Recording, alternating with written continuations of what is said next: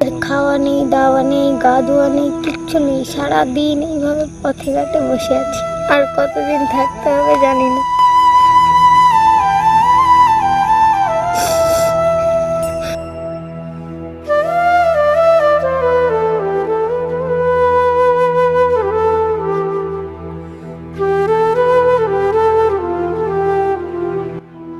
চোখে জল, মুখে চরম হতাশা।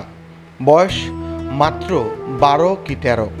ঠাকুরগাঁ সীমান্তে বাংলাদেশ আর ভারতের মাঝখানের এক টুকরো শূন্যরেখায় বিগত 50 ঘন্টা ধরে আটকে আছে ষষ্ঠ শ্রেণীর শিক্ষার্থী রোজিনা আক্তার।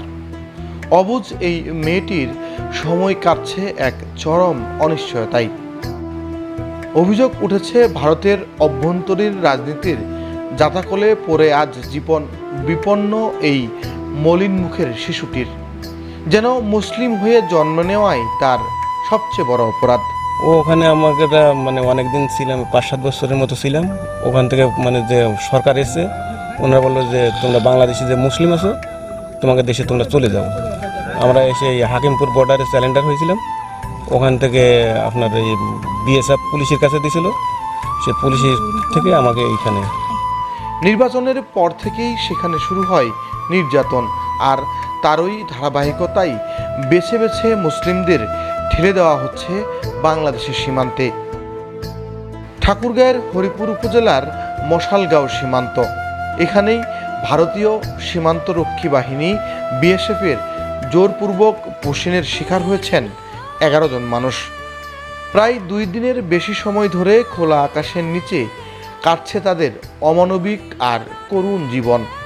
আমার আব্বু আছে, আমার ভাই আছে, আমার মা আছে, আর আমার একটা দিদি আছে। চাই আমাদের দেশের বাড়ি আমাদেরকে পাঠিয়ে দিই। ভুক্তভোগীরা জানান, ভারতীয় আইনশৃঙ্খলা বাহিনী তাদের আটকে রেখে দীর্ঘ 12 দিন বিভিন্ন সীমান্ত এলাকায় ঘোরানোর পর শেষ পর্যন্ত এই ঠাকুরগাঁ সীমান্তে এনে ছেড়ে দেয়। নিজের ঘরে ফিরতে চাইলেও আইনি জটিলতায় আজ তারা বন্দী 2 দেশের মাঝখানের এক টুকরো জমিতে।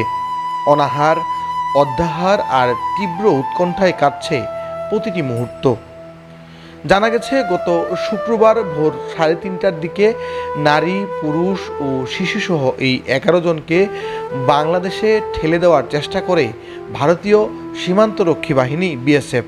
তবে বাংলাদেশের সীমান্তরক্ষী বাহিনী বিজিবি তাৎক্ষণিক এই অবৈধ পুশিন প্রতিহত করে। ফলে 2 দেশের মধ্যবর্তী শূন্যরেখায় অবস্থান নিতে বাধ্য হন তারা।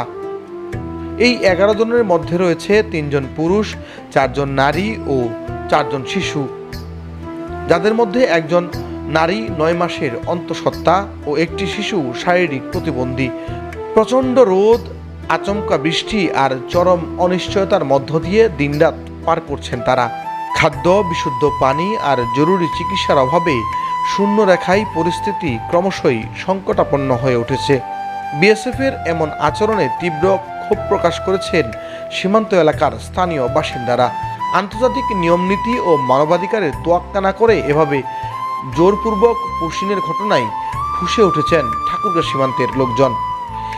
এদিকে বিজিবির পক্ষ থেকে ইতিমধ্যেই পতাকা বৈঠকের মাধ্যমে এই অবৈধ পুশিনের তীব্র প্রতিবাদ জানানো হয়েছে।